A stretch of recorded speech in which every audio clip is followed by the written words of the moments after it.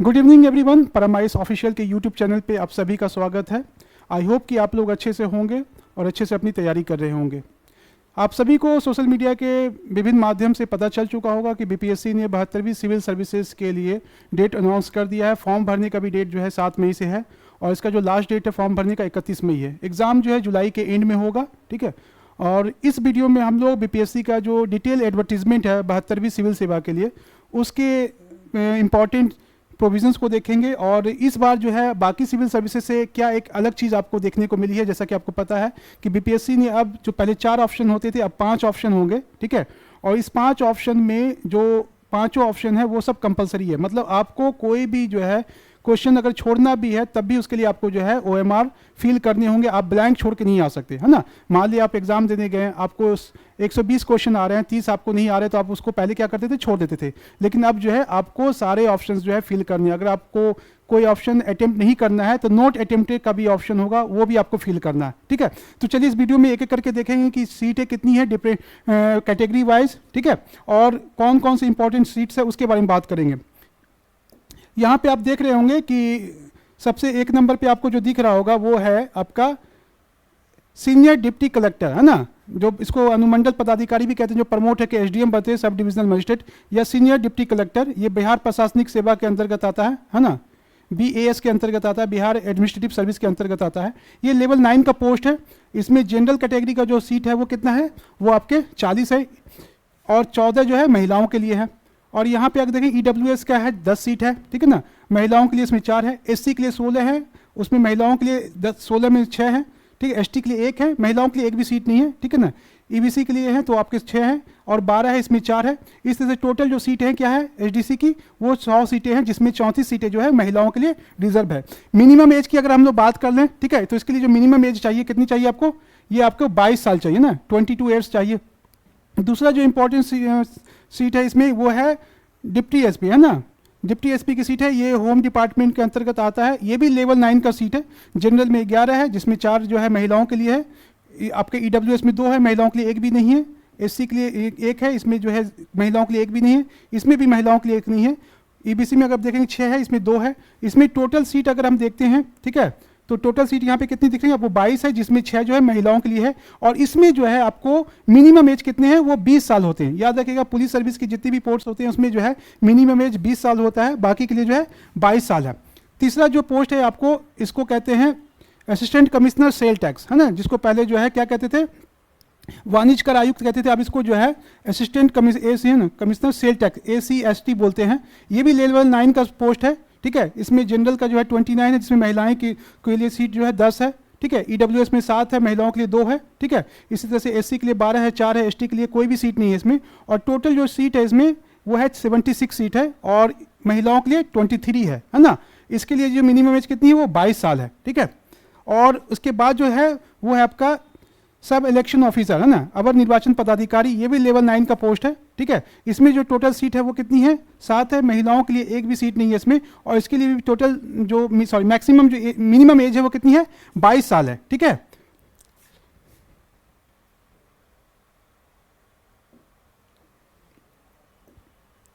अगला देखते हैं हम लोग लेबर सुप्रिटेंडेंट, है ना। अगला जो पोस्ट है वो लेबर सुप्रिटेंडेंट है, लेवल 9 का पोस्ट है ये, ठीक है। इसमें जनरल के लिए 2 है और महिलाओं के लिए इसमें 2, जनरल के लिए 6 है टोटल, महिलाओं के लिए 2 है।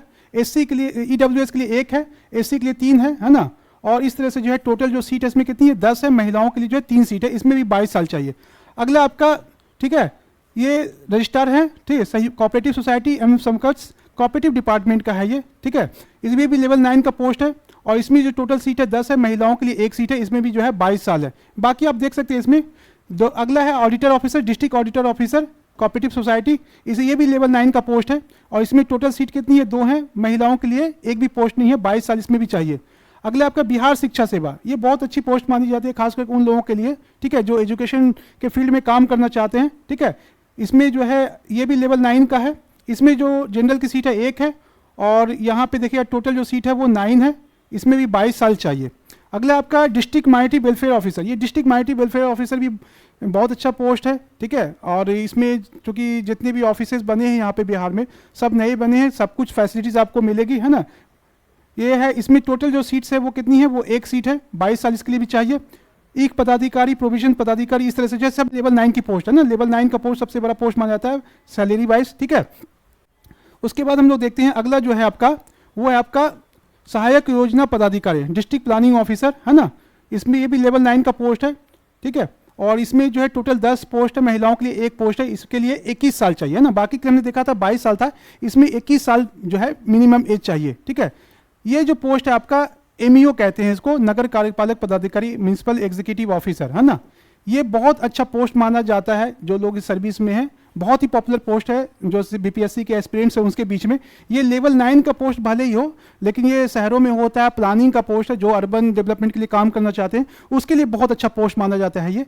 और इसमें जो है जनरल के लिए 24 सीट है, महिलाओं के लिए 8 है ना। ईडब्ल्यूएस के 5 है, इसमें 2 है महिलाओं के लिए, फिर एससी के लिए 12 है, 4 है। इस तरह से जो है टोटल सीट कितनी है, 54 पोस्ट है। 54 पोस्ट अच्छा पोस्ट माना जाता है एमईओ के लिए, बहुत ही पॉपुलर पोस्ट है बच्चों के बीच में, है ना। इसके लिए भी 21 साल चाहिए। और लास्ट में है आप ये 15वें नंबर पे आपका रूरल डेवलपमेंट ऑफिसर, जिसको आरडीओ भी कहते हैं, है ना। ये भी लेवल 9 का पोस्ट है। 27 सीटें जो है जनरल में है, महिलाओं के लिए उसमें 9 है, ईडब्ल्यूएस के लिए 2 है, ठीक है ना। सॉरी, ये ईडब्ल्यूएस के लिए 7 है, महिलाओं के लिए 2 है। और इसमें टोटल जो सीट है वो 65 सीटें हैं, और 22 जो है वो महिलाओं के लिए आरक्षित है, किसमें, आरडीओ में, है ना।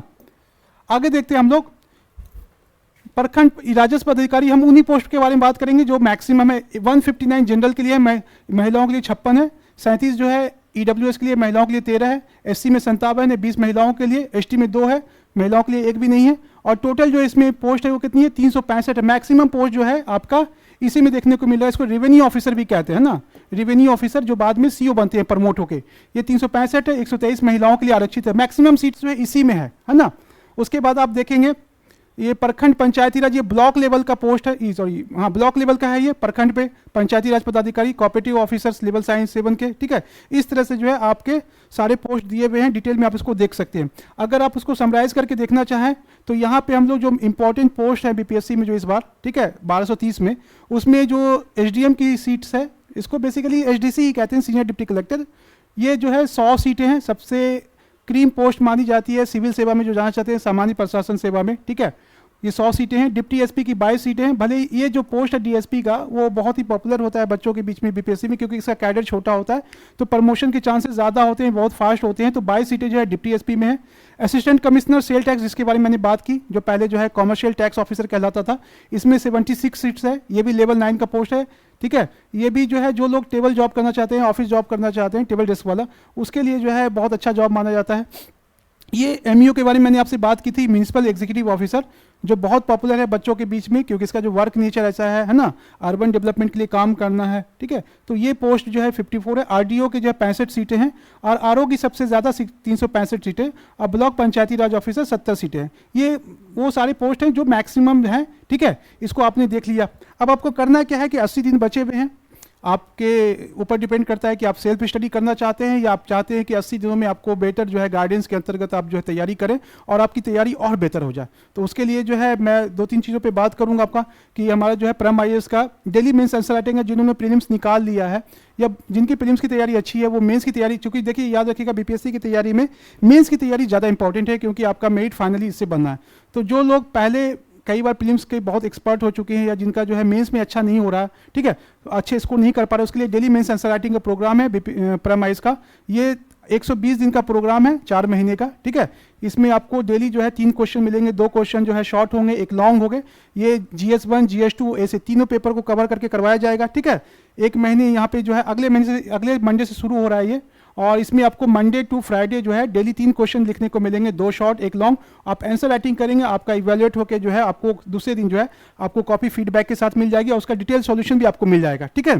तो पहले 30 दिन जो है आपका करेंट अफेयर्स और ऐसे होगा, और दूसरे महीने में जो है आपका साइंस टेक और इकोनॉमी ज्योग्राफी, और तीसरे महीने में आपका इकोनॉमी ज्योग्राफी और पॉलिटी, और लास्ट में जो है चौथा महीना है वो आपका पॉलिटी और हिस्ट्री करवाया जाएगा साथ में DI के साथ, है ना।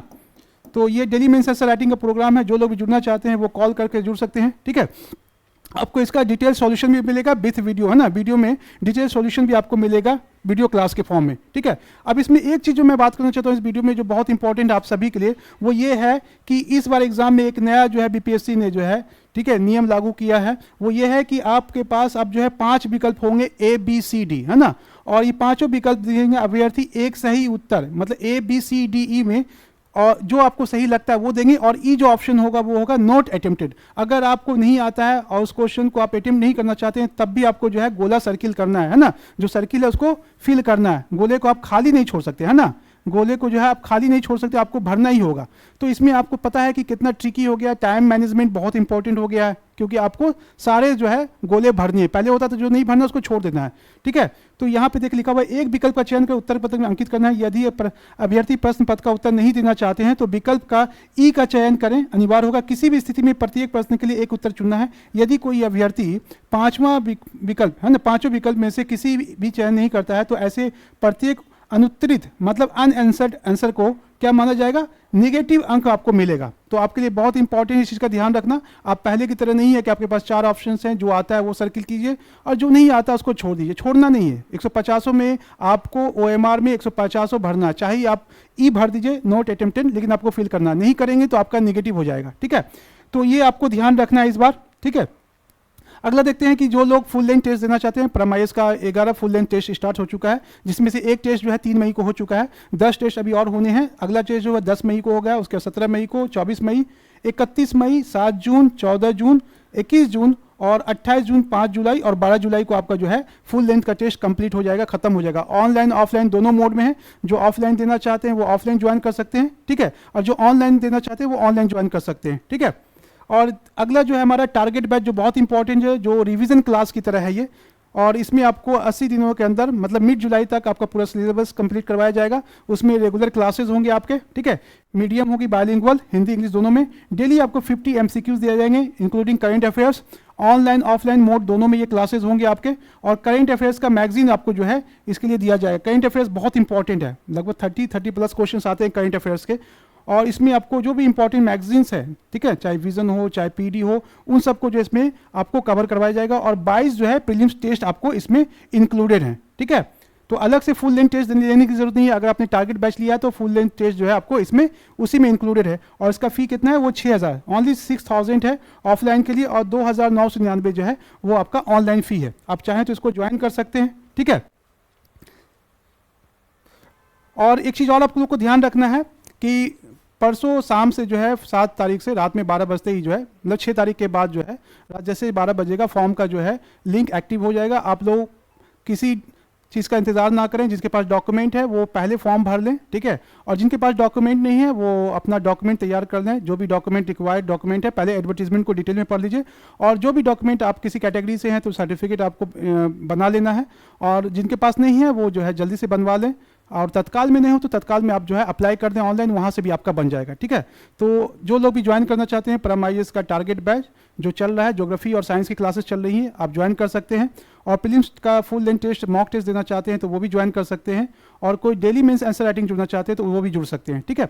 तो चलिए इस वीडियो में इतना ही, फिर मिलते हैं एक नए वीडियो में नए टॉपिक के साथ, तब तक अपना ख्याल रखें।